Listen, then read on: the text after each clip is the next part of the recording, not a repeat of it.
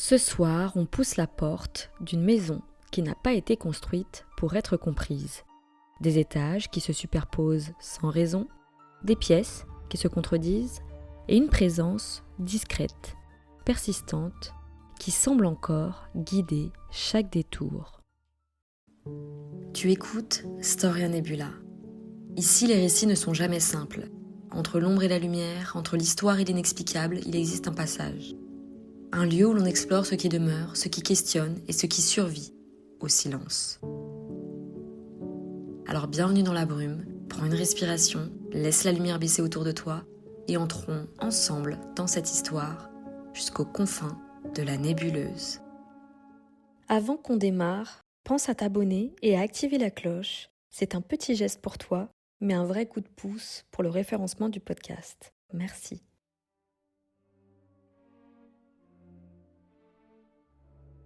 À la fin du XIXe siècle, l'Amérique se construit à coups de rails, d'usines et de violence. Parmi les fortunes les plus colossales de l'époque, il y a celle de la famille Winchester, rendue possible par un objet devenu emblématique de la conquête de l'Ouest, le fusil à répétition Winchester. Une arme produite en masse, vendue partout, utilisée dans les guerres, les conflits et les massacres. Chaque tir laisse une trace, et chaque trace, une mort. Sarah Lockwood Pardee Winchester, née dans un milieu cultivé, aisé. Elle parle plusieurs langues, joue de la musique, fréquente les cercles intellectuels. Rien dans sa jeunesse ne la destine à devenir une figure obsédée par les fantômes. Elle épouse William Wirt Winchester, héritier de l'empire industriel. Leur vie semble tracée, mais le drame s'installe très vite. Leur fille unique, Annie, meurt quelques semaines après sa naissance. Puis, en 1881, William succombe à la tuberculose. En l'espace de quelques années, Sarah perd son enfant et son mari. Elle hérite alors d'une fortune immense, presque illimitée, mais cette richesse n'apaise rien. Elle isole, elle amplifie le vide. C'est à cette période que Sarah consulte un médium à Boston. Ce détail est souvent raconté, parfois déformé, mais l'essentiel demeure. Le médium lui aurait révélé que la famille Winchester était hantée par les esprits de ceux tués par leurs fusils. Des âmes sans repos, en colère, et qu'un seul moyen existait pour échapper à leur vengeance. Partir vers l'ouest et construire, sans jamais s'arrêter.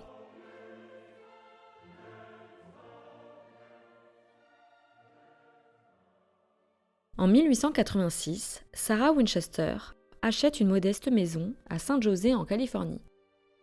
8 pièces, un jardin, rien d'extraordinaire, mais dès son arrivée, les travaux commencent et ils ne s'arrêteront plus, jour et nuit pendant près de 38 ans.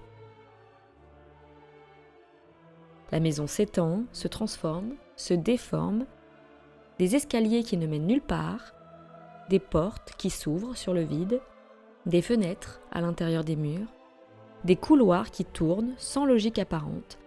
Rien ne semble pensé pour être pratique. Tout semble conçu pour désorienter.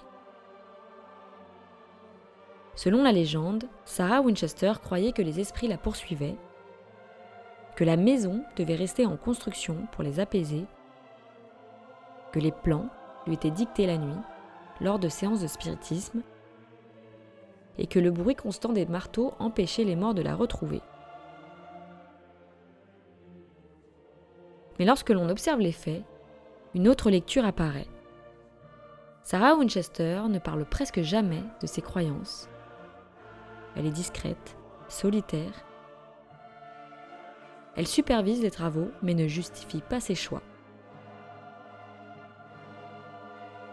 Elle vit recluse dans une partie de la maison, change régulièrement de chambre, peut-être pour échapper aux souvenirs, ou peut-être pour ne jamais s'installer.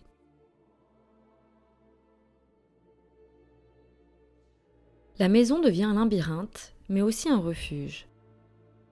Un espace en mouvement qui empêche le deuil de se figer. Chaque clou enfoncé est une minute gagnée contre le silence, et chaque mur ajouté est une réponse au vide laissé par les morts. Lorsque le tremblement de terre de 1906 frappe la Californie, une partie de la maison s'effondre. Sarah est brièvement piégée dans sa chambre. Après sa libération, elle fait condamner les zones détruites, comme si elle refusait de réparer, comme si l'accident faisait désormais partie de la structure.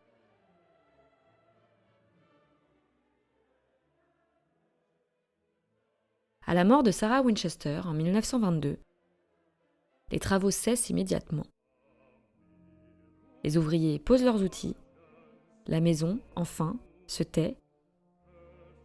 Elle compte alors plus de 160 pièces, un enchevêtrement d'escaliers, de portes, de couloirs, une architecture sans centre, sans conclusion.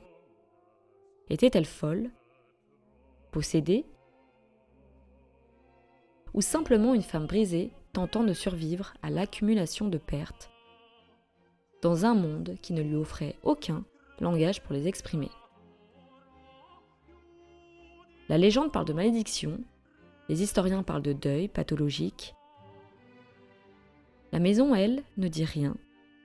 Elle se contente de rester là, debout, comme un monument à la culpabilité, ou peut-être à la résistance. Car si les murs pouvaient parler, ils ne raconteraient peut-être pas une histoire de fantôme, mais celle d'une femme qui a refusé que sa douleur se termine, qui a transformé sa fortune en mouvement perpétuel et qui a bâti, non pas pour accueillir les morts, mais pour continuer à vivre parmi eux. Aujourd'hui, la maison Winchester n'est plus un chantier silencieux ni un refuge intime. Elle est devenue un lieu que l'on visite, que l'on prend en photo, que l'on raconte. La Winchester Mystery House accueille chaque année des milliers de curieux, d'amateurs d'architecture étrange et de passionnés de maisons hantées.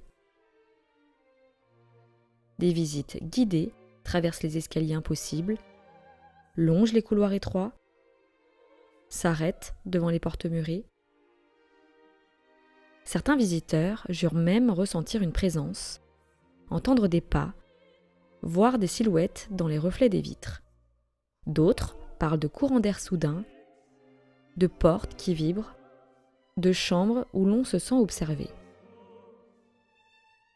La maison est devenue un décor idéal pour les récits d'apparitions, de malédictions et de fantômes vengeurs.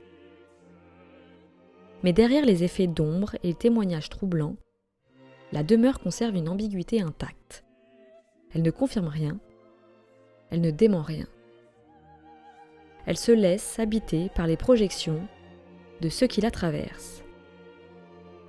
La maison Winchester n'est peut-être pas hantée, mais elle est habitée par quelque chose de plus durable qu'un esprit, le deuil, et ce qu'il fait à ceux qui restent.